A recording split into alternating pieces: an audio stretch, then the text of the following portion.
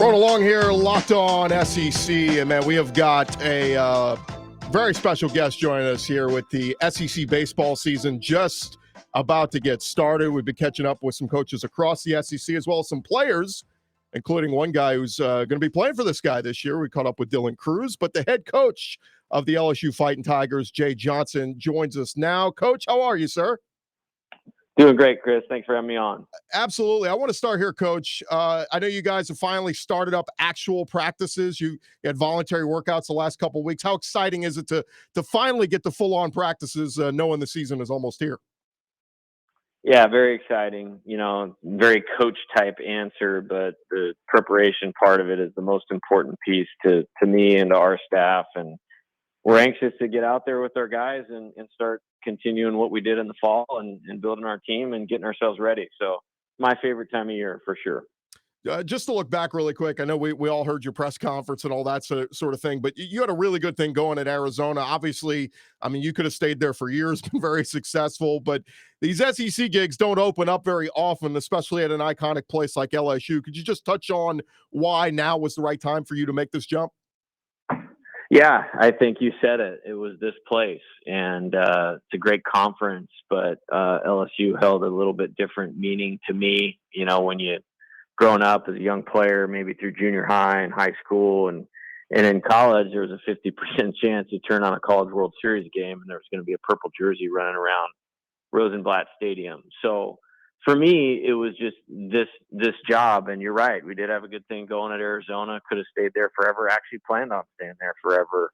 But how this all materialized, I felt like this was the once in a coaching career, once in a lifetime opportunity, and couldn't be more excited to be here. I know, Coach, when a new coach goes to a new place, they say things, you know, all the cliches. This is going to take some time. Rome wasn't built in a day. But it seems like this team, coming off a postseason run with a lot of talent coming back, is it fair to say this program's in a spot where you can hit the ground running and, you know, kind of start winning immediately?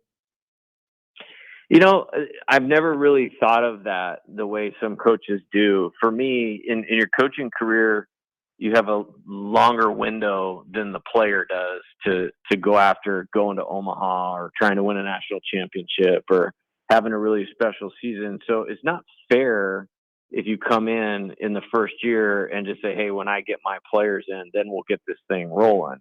Now, there may be things that you don't have control over, but we're going to do the best job we can to have the best team we can in 2022. And you're right. There's some really good players. You mentioned Dylan. He's an incredible talent. Trey Morgan, Jordan Thompson, Kate Doty. I mean, there was a really good foundation of players here that, you know, went through some growing pains throughout the season, played well at the end. And I'm excited to be with them and get them moving in the direction we all want LSU to be. Yeah, I was going to ask you to talk a little bit on the talent coming back. Obviously, Dylan Cruz, Trey Morgan, and then, of course, the big-time talent, Jacob Berry, following you from Arizona. All three of those guys named to Perfect Games preseason list of All-America honors. And, I mean, that's cool, but they still got to go out there and show that they can take that next step in their development and their careers and all that. And if they do, it's going to lead to some great things for LSU. But outside of the guys, because we could talk all day about those guys that grab all the headlines, give me a name or two of guys that fans maybe need to keep an eye on that you think are going to play big roles for you this year. Yeah, I just mentioned Cade Doty, and he's not a surprise either. I think he had 13 home runs last year. You know, he wasn't really on any of those preseason All-America teams, but in the fall, with that impressive list of guys that you just named, he was our most productive player, and I think he's well poised to have a great year. Tyler McManus is a graduate transfer that we picked up once I got the job from Samford. Had a very good season for them last year, had a terrific fall for us. Cade Beloso is a guy that has had some success here, did not have a good season last year. We dug in, made some adjustments, and he looks poised to kind of get back to his best self. Gavin Dugas is a guy that hit a bunch of home runs for them last year. So really excited about the pieces of the lineup, but I think I was pleasantly surprised and pleased with our pitching in the fall. Jason Kelly, our new pitching coach, did a great job with getting those guys in the strike zone.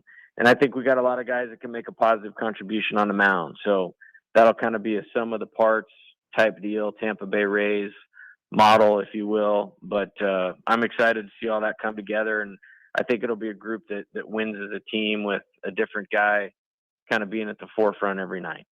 That was going to be my next question, Coach, because obviously the SEC's become synonymous with. I mean, you kind of get the bulldog starter on a Friday night, that big name, and we've seen them all those guys go on to the next level, and they're all pitching in the big leagues. Everybody from David Price on down. Is your approach going to be a little bit different? I mean, without having that per se Friday night bulldog dominant starter. I mean, is this going to be kind of a group effort? And Friday, Saturday, Sunday, it's going to be a little bit of a different approach.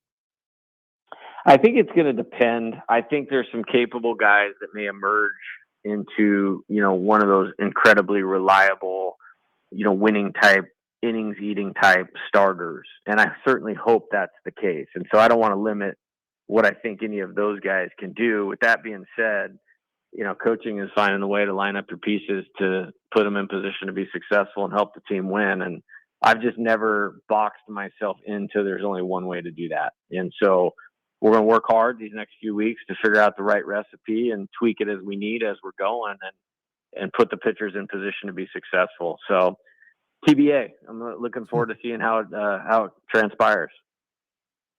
Continue our conversation with Coach Jay Johnson, head coach at LSU. And Coach, obviously in the Pac-12, you got to coach in some really cool environments, but how much are you looking forward to going to some of these iconic places across the SEC, from Dudy Noble to Baum Walker, Swayze Field, some really historic places that get pretty rowdy on Friday, Saturday, and Sundays?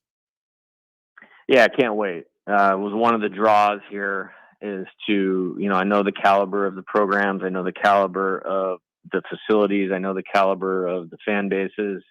And when you're trying to be the best and be a national championship program again, that's what you have to do. You have to go through those. And so I'm really excited to get in those environments and compete with our players and our staff.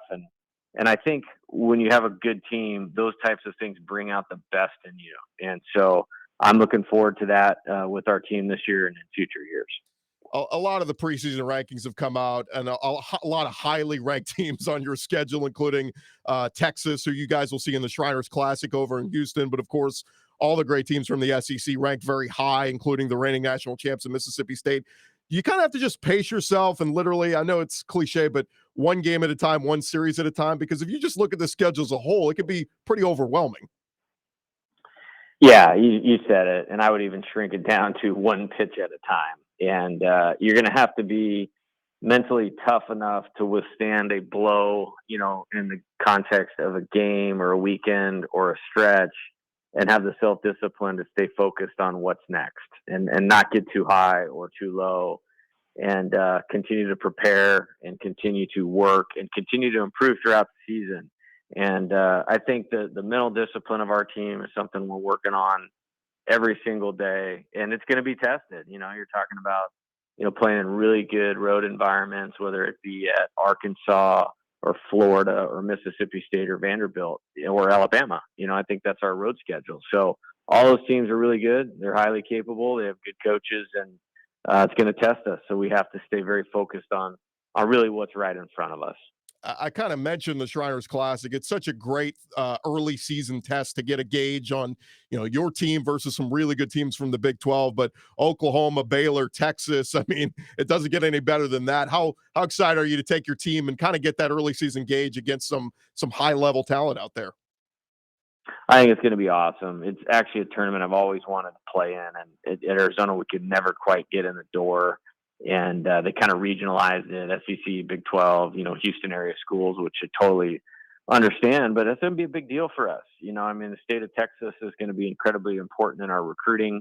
There's a ton of LSU alums in Houston. It's actually the city with the most alums of any city in the entire country. So I'm excited to see a lot of purple in the ballpark and make our way in there and put on a good product and make that a spot where we're going every other year. We're looking forward to that, and we'll continue that tradition that LSU has.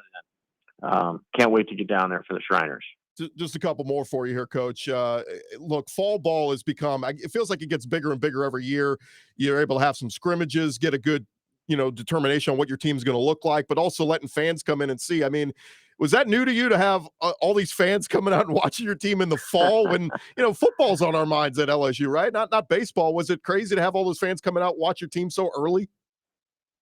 It was unbelievable. I remember we were practicing the very first inter squad before we started, and they were going to open up the gates for the scrimmage, and had my back to the stadium and was really focused on what we were doing. We were doing like a base running thing or a defensive thing, and then I turned around and there was like 1,500 people sitting there, and thought, okay, this is what everybody's been talking about, and it's been great to engage with our fans, and we want to make this here one of the best home field environments in college baseball. And I think we're well on our way to doing that. And it's one of the reasons I came here, and excited to give our fans something they can be really proud about. I know Coach Paul Maneri, who just hung it up. He spoke very glowingly of you, but he always had a great mentor, and Skip Bertman there is a great resource to lean on whenever he had questions or whatever. Now it sounds like you're going to have two great resources in Paul Maneri and Skip Bertman, both kind of hanging around whenever you need anything. You could ask those guys questions.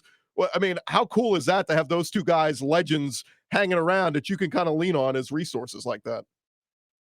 It's unbelievable. There's a lot of cool things about this job. What you just said, from a personal standpoint, has been the best thing. I went to lunch with Skip last week, and it's about 20 minutes both ways, and that 40 minutes in the car of just listening to him. I mean, that's something I'm never going to forget. And having some background on him and studying him has been unbelievable. And Paul was great with the transition and things that maybe were pressing that needed to be paid attention to. And we talk, about once a week as well. So I'm very fortunate. That's certainly not lost on me, and feel very lucky to be able to call those guys and get to spend time with them. All right, last one for you, Coach. Scott Woodward has done a tremendous job adding some elite level talent around campus at LSU. When you talk about Brian Kelly coming in to coach football, Kim Mulkey, Will Wade, I mean, we've got some elite level talent coaching across the campus. But in my mind, the one that is most intimidating to me would be Kim Mulkey. Have you had a run in with her yet? Sorry, I've told a joke about this, but man, she's got a presence. She's got an intensity that is next level. And I made a joke that when I walk in the room and she's in there, somehow I just stand up a little straighter. She's got, she is the top of the top. And obviously her son, Kramer Robertson, was a great player here at LSU, shortstop. And so she's got some baseball background and doing a great job with the women's basketball team. So it is really cool to have a fraternity of coaches that are that successful, and that I get a chance to be around, which is awesome. And great to be here for sure. Well, Coach, best of luck this season. Really appreciate you taking some time, and I've talked with a couple of former players who said how excited they are for you. Alex Bregman said he had a long phone conversation with you not that long ago, and he said he's ready to see LSU get back to the top where they belong, and great to have that support of the former players as well as all the current players as well, right? Yeah, no doubt. And you're talking about a top 5 overall player in baseball, and Alex is great. And we've hit it off really well, and it's pretty simple. It's like he loves LSU, but he loves talking about baseball, which that's my wheelhouse. I mean, we sat in my office last week for a couple hours and talked about hitting and different things, and been pretty awesome. So yeah, that's a really great part of being here. Coach Jay Johnson heading into his first season as LSU baseball coach. Coach, thanks so much for the time. We really appreciate it. All right, thanks, Chris. All right, that's Coach Jay Johnson there of the LSU baseball team.